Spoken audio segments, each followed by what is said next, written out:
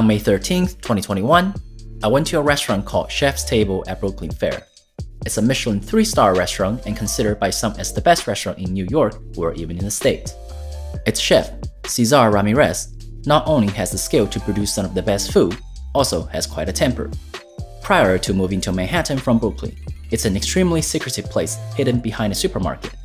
No pictures, no note-taking. If you break the rule, you get shouted at, as you can see from the post. Not my thing. Now that it is in Manhattan, which means better access and more people and more relaxed rules, but still quite strict. No videos of any kind even for Instagram.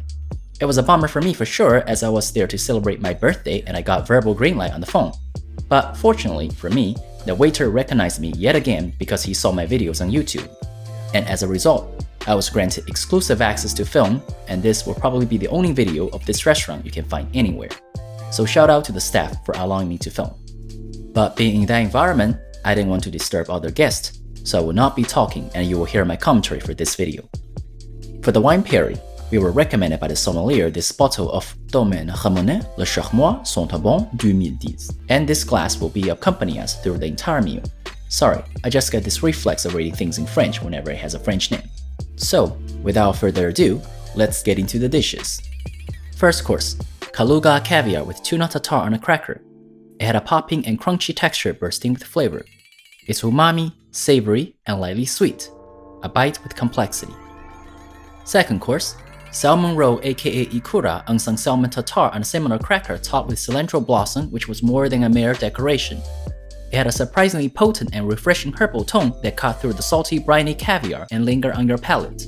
I did not expect cilantro flavor to be used in this way. It was a pleasant surprise. Third course, Shima Aji aka Japanese Jack mackerel in the middle with this I can't even tell what it was grassy thing topped with microgreen. Beneath it was another tartare-like creamy paste on top of a cracker. Just look at this. For a moment, I thought it was a piece of tiny sculptural art. Took it in by a mouthful and I was hit by waves of flavors. First came the umami from the fish, then the savoriness from the crispy seaweed, then came the most interesting part. Savory, citrusy, and even a bit smoky flavor from the creamy paste with a touch of mustardy aftertaste that lingered, all combining together reaching a crescendo. This was a wow moment for me and my companion. It was a flavored jukebox in a bite.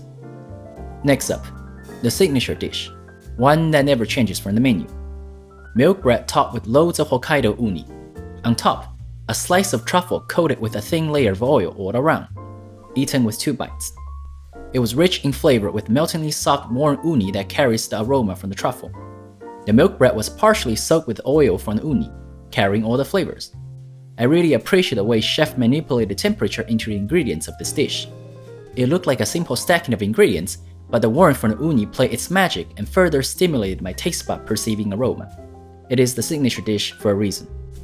Next course, Chiba Akamutsu served like a sashimi in a plate, with a bit of liquid made from tomato and herbal oil. The fish was tender, the tomato liquid was sour and peppery with a slight herbaceous tone. The drop of either mustard or horseradish cream introduced some spiciness to this otherwise mild dish. Not as exciting compared to the previous ones, but still a good dish. Next up, foie gras soup with ramp oil plus a custard at the very bottom, savory with a touch of ramp aroma. The custard tasted like tofu, essentially the same dish as I had during last takeout but smaller, minus the chicken with addition of custard. Next, we have black cod, maitake mushroom sitting in the bed of clam broth and basil oil. The cod was extremely tender, almost rare inside. The maitake and the clam together contributed umami and the basil oil added a subtle herbal aroma. Langoustine, topped with a slice of Iberico ham. Beneath, morel mushroom, spinach, and a piece of clam, lying in a bouillon-based cream reduction. The langoustine was tender and lightly sweet. The Iberico ham played a nice part by providing the langoustine with some salt, fat, and umami. The morel mushroom had a scrambled egg-like sweet creamy custard filling inside. The bouillon-based reduction further complemented the flavor from the seed. Chef Cesar even came by during the meal asking how I feel and if I like their food. I complimented his skill, but he was being quite modest. Seemed like a very nice guy to me, contrasting to what I read online. Or maybe he just became a Buddha, as we like to say in Chinese internet slang. Not literally, but figuratively. I hope you get it. Next course, red snapper with dashi foam. The fish was not as succulent as I'd expected. Maybe that's just the texture of the fish, or maybe it was overcooked a tad. I didn't know. But the show here was what's beneath it. Koshihikari rice mixed with abalone, abalone reduction, and small clam pieces. It was so umami, the depth of flavor came from the abalone reduction was amazing. Main course, lamb with seasonal vegetable and lamb jus. The lamb was wrapped one side with an egg-like substance. The lamb itself was tender with mild flavor. The seasonal vegetable were flavorful. Next course, wagyu with vegetable and mustard infused sauce. Tender and rich in flavor with nice fat distribution. The vegetables were pickled and therefore provide some acidity, and mustard for a bit tanginess. Now, moving into Sweetland. First dessert, yogurt sorbet with strawberry and wine jelly. This one was just perfect. The strawberry were sweet, fruity, and slightly sour. The yogurt sorbet was mild and smooth both in flavors and textures. The jelly was the highlight. It boosted and harmonized all flavors. Unlike other sorbet that I ran into that's often sharp in palate, this one was mild, smooth, and luxurious. And the jelly essentially served as its own wine pairing in a cup. So much so that when I drank the pear wine I didn't feel anything because it's already perfect on its own. Next dessert, frozen sobacha souffle. Its very presence was quite a statement saying it was something special. It's light, airy, icy, with mild sobacha flavor, like a frozen marshmallow or a super light shaved ice. There were also some popcorn-like seeds at the bottom to give it a bit crunch and extra flavor. Celebration time. This was a coconut passion fruit cake. It turned out that everyone seemed to be celebrating that night because I saw candles like mine on every table. It's fruity and light, the coconut shaving covered the entire cake like little fur. Very cute looking. Lastly, petit four to finish. Vanilla cream puff, white chocolate with lime cream filling, and chocolate. They were all delicious. That concluded the meal.